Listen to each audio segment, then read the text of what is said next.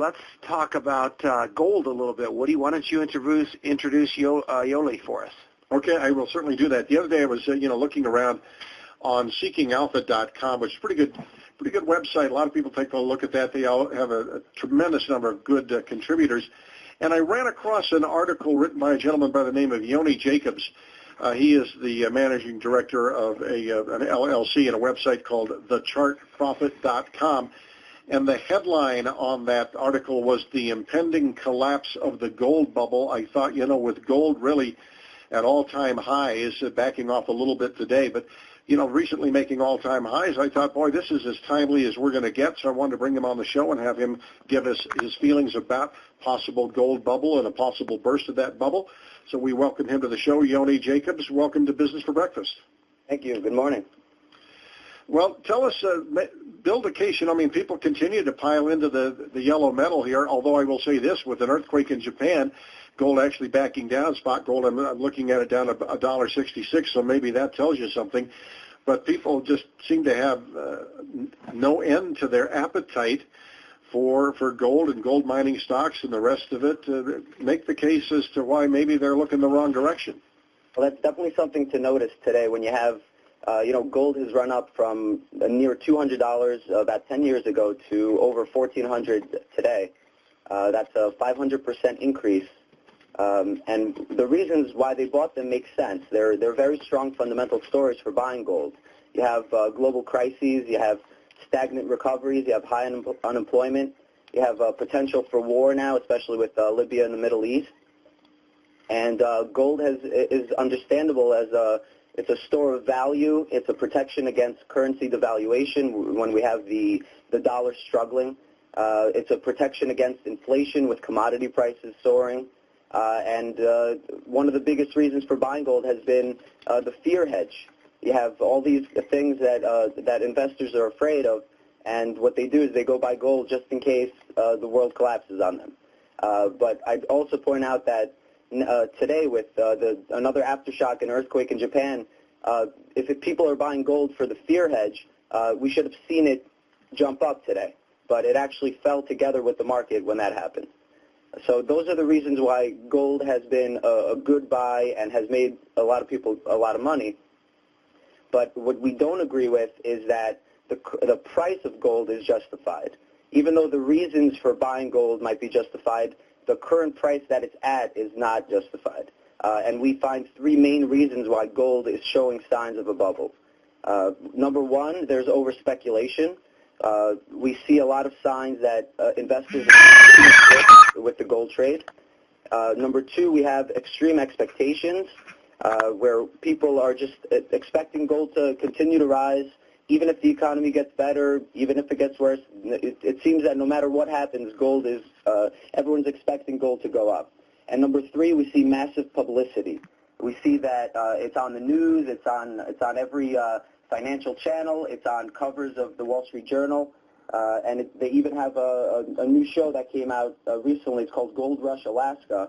It shows a bunch of everyday people trying to make money on the gold trade through mining. So I guess if we start off with over speculation, see that how are people over speculating? So number one, over the last 5 years, they've introduced the gold ETFs, and those are a new way of investing in gold, which makes it easier and more accessible to the average investor. So number one, you have average investors able to get in, not like beforehand when you had to trade commodities or you had to buy the actual gold.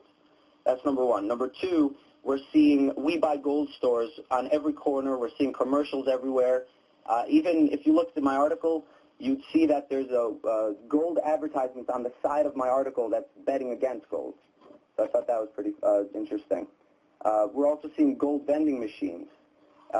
And we're seeing another thing that is kind of scary is that the mining companies, they deal mainly with gold. And in order to protect their business, what they do is they usually put out hedges. Just in case the price of gold drops, they have some kind of protection. But what we've seen over the last couple of years is these mining companies have actually removed their hedges because they think that the price will continue to rise. And for something like hedging, which is supposed to be a just in case, the fact that these mining companies are removing their hedges is just adding more risk, showing that there's a lot more speculation. Yeah, let me ask you about those hedges. Traditionally, when mining companies, have they hedged, have they bet right or have they bet wrong, or is it hard to kind of figure that way? I'm not really sure. I think they do it mainly to just protect their Sure. gold holdings, and especially you'd think that it makes sense not to have too many hedges when gold is at a low price and they expect it to go up. But after gold has ran up from 200 to over 1,400 in less than 10 years, especially when it looks like there's some extra speculation out there, you'd expect these gold miners to at least put some hedges just to protect, at least. Not even to profit from them, but just to protect in case anything happens. Yeah, so I mean, obviously it seems that it'd be kind of like the inverse would be buying a lot of puts at the bottom, and so here they are unloading all their protection at the top. That seems kind of crazy. And to kind of get to your big point here, this is a very, very overcrowded trade. I mean, I think that's kind of the bottom line on this. If everybody is owning gold and everybody's excited about gold, where are they going to get the last buyer? Exactly. The way that bubbles work, a lot of people consider bubbles kind of a Ponzi scheme. What that means is, you have first investors that get in. For example, in gold around 2000, 2002, when gold was still around $200 to $300, some people got in and they were able to make some good money on it as it continued to rise. Once those stories came out and other people heard about those people making money, they got in as well. And what happens, it's an information cascade. People continuously hear about it. New people get in and buy it. They make some profits. And then it keeps going until there's no profits to be made. And what we see now is it looks as if a lot of people have gotten aboard the gold train, basically. And the question is, are there more people left to buy it? Will they realize one day that it's not as good of a bet as they thought it was?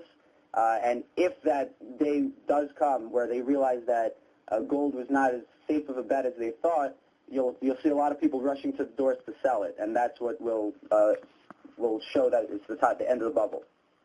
Yoni, do you have a sense of what kind of how big a fall you could get in gold if you were to start to see some selling? Sure. So it went up from around 200 to 1,400 in about 10 years. And what I think is, if it's a bubble, what normally happens is the bubble usually retraces or collapses back to either near where it started or even further down. What happens is they tend to, as people overreact to the upside, they overreact to the downside as well. So right now we're at 1460. I think that if this is a bubble and if people do start overreacting on the negative side, we could see 800 easily and possibly even around 400. Really? Well, that's pretty dire. And of course, there's a couple of ways ETFs that go negative on gold if you want to do that. Inverse ETFs like DZZ comes to mind as one. And of course, you can short a lot of the gold stocks if you want to take that position. Yoni, tell us about your website, thechartprofit.com. Well, the chartprofit.com is basically our blog website that we just discussed some of the recent articles that we've written. The main site is chartprofitcapital.com.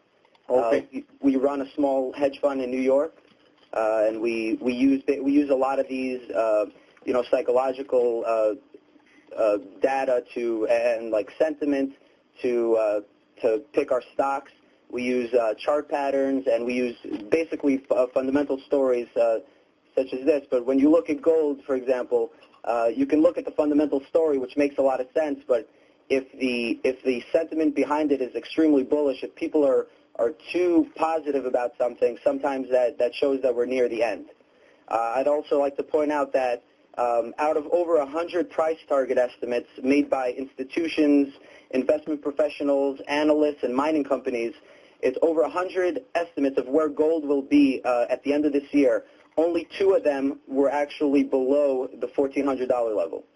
So to us, that shows that there's a huge lack of dissenting opinion. Everyone thinks that gold is going to just continue to soar. And when we see, I think I consider that euphoria when I see 98 out of 100, large institutions and investment professionals thinking gold's going to continue to go higher. Yoni, we have to take a hard break here, so I want to thank you for being on the show. Yoni Jacobs, we appreciate that chart. The chart profit or chartprofitcapital.com, and profit is spelled Prophet, and email me if you want to get that link, and I'll make it, and we'll put it up on our website here for you. Yoni Jacobs, thanks for being on the show. Thank you very much. Yoni Jacobs. All right.